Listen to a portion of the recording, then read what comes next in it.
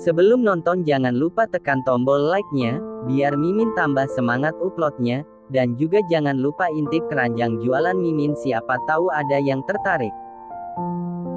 Selamat menonton. Tuan. Lirih Novi gugup. Tak bisa dipungkiri, dengan jarak mereka yang sangat dekat, sorot mata Neon yang memancarkan ketulusan, membuat hati Novi berdegup sangat kencang. Sama dengan Novi, jantung Neon juga memompa 2 kali lipat dari biasanya. Kaulah perempuan pertama yang bisa membuat jantungku berdetak lebih cepat. Ucap Neon. Aku pernah bersumpah pada diriku sendiri, jika ada wanita yang bisa membuat jantungku berdetak lebih cepat dan bisa membuatku merasakan getaran-getaran yang tak pernah aku rasakan sebelumnya, maka aku akan menikahinya. Dan sekarang aku menemukan wanita itu. Wanita itu adalah kau, Nov. Ucap Neon lagi. Mungkin Anda terkena gejala penyakit jantung, Tuan. Balas Novi. Sebenarnya ia terbuai dengan kata-kata Neon, tapi ia tidak mau langsung mempercayai kata-kata Neon. Aku serius, Novi. Balas Neon dengan wajah yang serius. Tapi Tuan. Novi meragu. Melihat sorot mata Novi yang meragukan ketulusannya, Neon pun merangkum wajah Novi dengan kedua tangannya. Tatap mataku, lihatlah ketulusan yang ada di dalamnya. Aku serius memintamu menikah denganku. Izinkan aku menjadi sosok pengganti ayahmu, yang menjagamu, melindungimu, memberimu kebahagiaan, memenuhi semua kebutuhanmu lahir dan batin, memberi semua yang kau inginkan. Aku mohon, terima aku, menikahlah denganku. Ucap Neon sungguh-sungguh. Ucapan Neon kali ini berhasil meruntuhkan benteng keraguan yang ada dalam hati Novi. Aku terima. Jawab Novi sambil menganggukkan kepalanya. Neon pun tersenyum bahagia mendengar jawaban Novi. Sedangkan Novi ia tertunduk malu sambil menggigit bibir bawahnya. Melihat Novi yang menggigit bibir bawahnya, naluri laki-laki Neon pun meronta-ronta. Ingin sekali Neon menggantikan Novi menggigit bibir bawah gadis yang ada di pangkuannya itu. Tahan Neon. Tahan. Neon berusaha mengontrol hasratnya. Tapi sayangnya, hasratnya sudah tak bisa dibendung lagi. Apalagi semenjak pulang dari peresmian resort milik Nexus yang ada di Pulau X, Neon belum pernah lagi melampiaskan hasratnya dengan wanita pemuas ranjang. Karena pekerjaan yang menumpuk karena ulah March yang angin-anginan dalam bekerja, membuat waktu Neonlah yang harus menjadi tumbal. Belum lagi dirinya juga harus menyiapkan pesta pernikahan bosnya itu. Nov. Panggil Neon dengan suara yang sudah berat. Novi pun mendongakkan wajahnya dan menatap wajah Neon. Ya. Tanpa basa-basi Neon langsung mendaratkan bibirnya di bibir Novi, satu tangan Neon menahan tengkuk Novi dan satu tangannya lagi menahan punggung Novi. Mata Novi membulat saat Neon mendaratkan bibirnya secara tiba-tiba di bibirnya.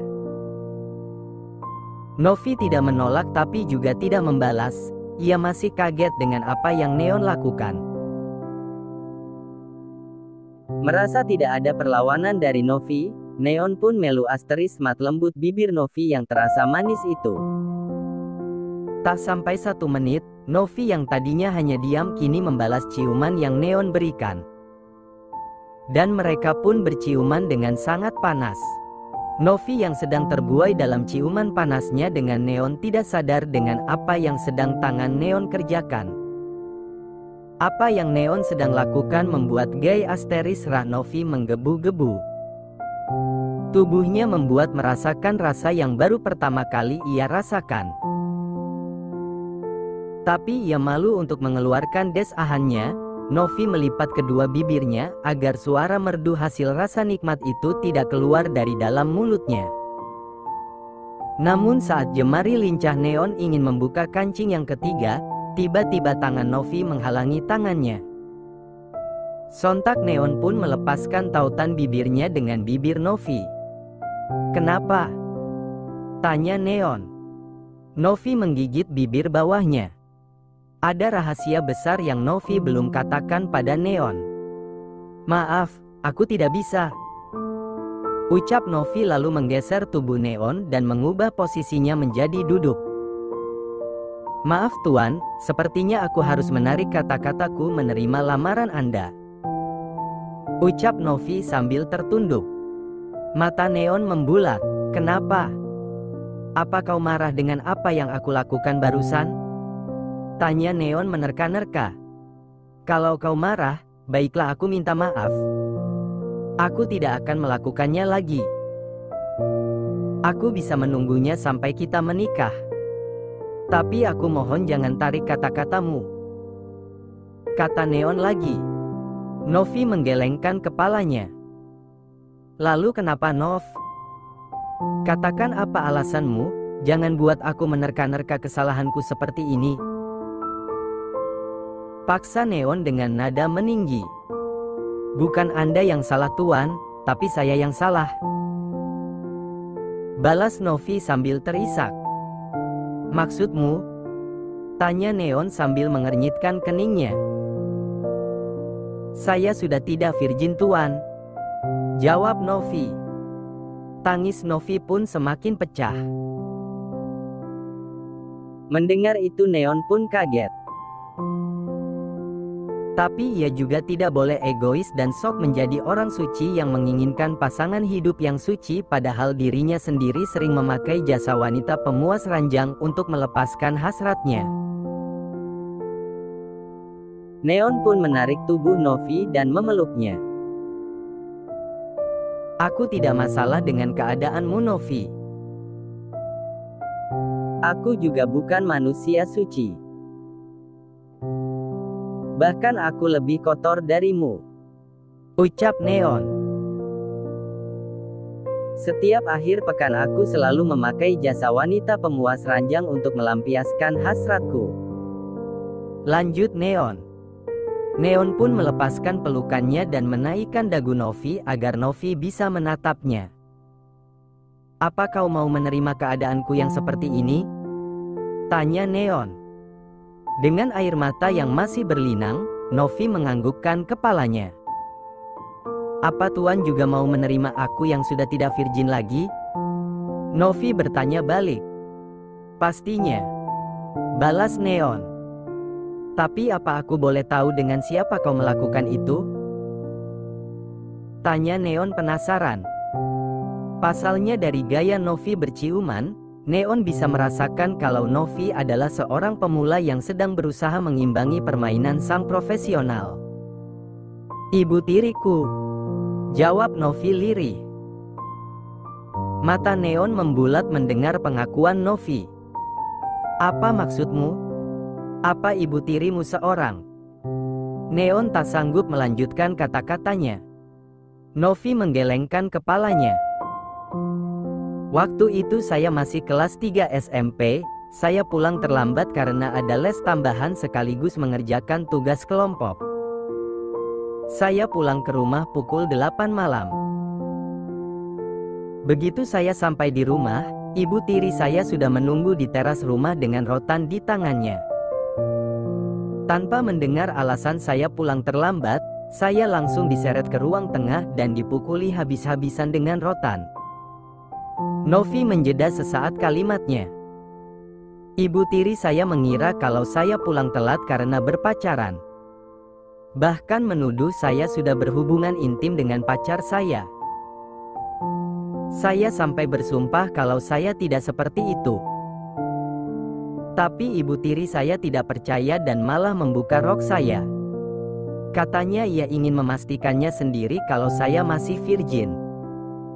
Saya meronta, Tapi ibu tiri saya langsung memukul kepala saya dengan gagang rotan sampai saya setengah sadar.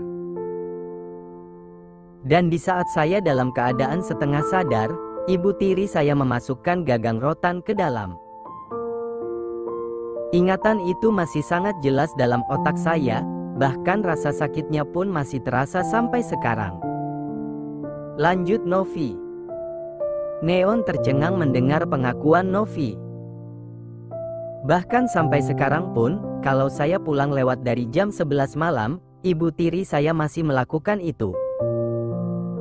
Kata Novi lagi. Jadi itu alasannya kenapa kau bersikeras ingin pulang ke rumah di saat keadaanmu setengah mabuk? Novi menganggukkan kepalanya. Sudah berapa kali ibu tirimu melakukan tindakan sadis itu? Setelah malam itu baru 1 kali. Jawab Novi. Kenapa tidak melapor ke polisi? Sudah. Tapi tidak diproses karena tidak ada bukti dan saksi.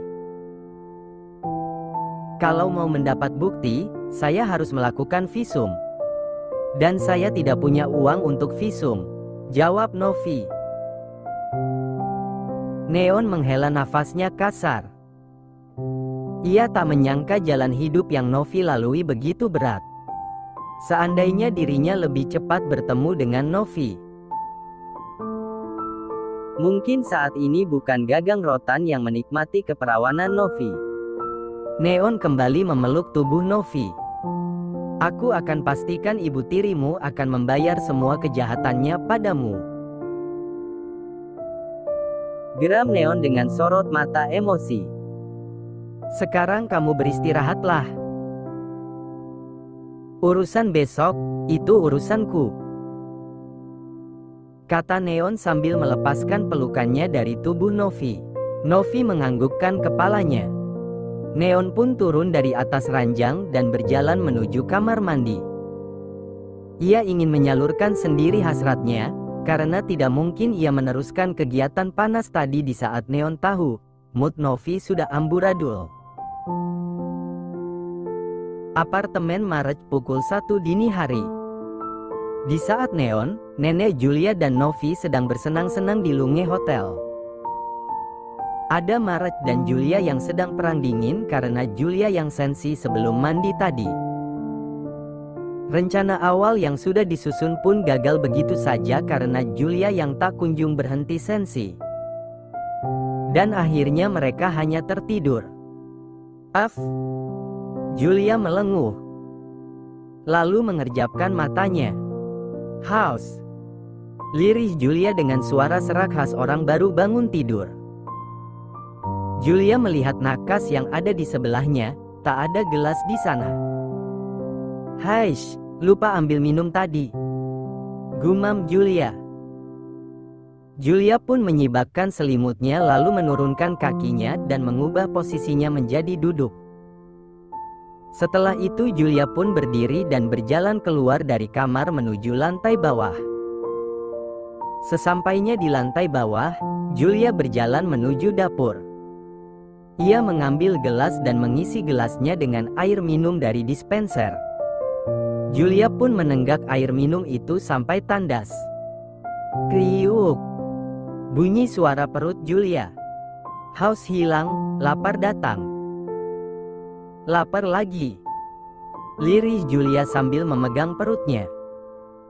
Julia pun berjalan menuju lemari pendingin. Ia membuka lemari pendingin itu dan mencari apa saja yang bisa ia makan untuk mengganjal perutnya. Hanya ada brownies di sana. Julia pun mengeluarkan brownies itu dari dalam lemari pendingin. Kayaknya masih ada es krim deh. Gumam Julia lalu membuka lemari pendingin bagian atas. Dan benar saja, masih ada 1 kotak berukuran sedang di sana. Julia juga mengeluarkan es krim itu. Dengan brownies dan es krim di tangannya, Julia pun berjalan menuju meja makan. Sesampainya di meja makan, Julia membuka kotak es krim dan kotak brownies lalu mengambil cangkir dan sendok yang tersedia di meja makan itu. Ia memotong brownies terlebih dahulu dengan ukuran sedang lalu memasukkannya ke dalam cangkir, setelah itu menyendokkan es krim dengan ukuran besar lalu memasukkannya ke dalam cangkir. Julia pun mengaduk es krim dan brownies. Dan setelah tercampur sempurna, barulah Julia menyendokkan perpaduan es krim dan brownies itu.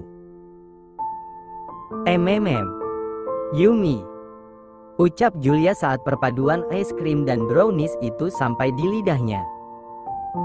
Lebih yummy lagi kalau lidah aku yang nyendokin, ucap Marge tiba-tiba. Sontak Julia pun menoleh ke arah sumber suara.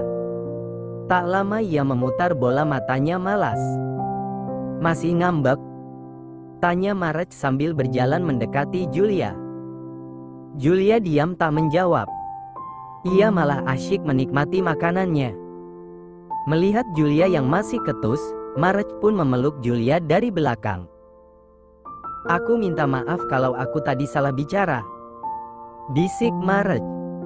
Minggir kau, balas Julia ketus sambil berusaha melepaskan tangan Marge yang melingkar di pinggangnya. Namun Marge malah makin mengencangkan pelukannya di pinggang Julia. Sudahi ngambekmu baby, mari kita mulai permainan kita, bisik Marge lagi. Bersambung.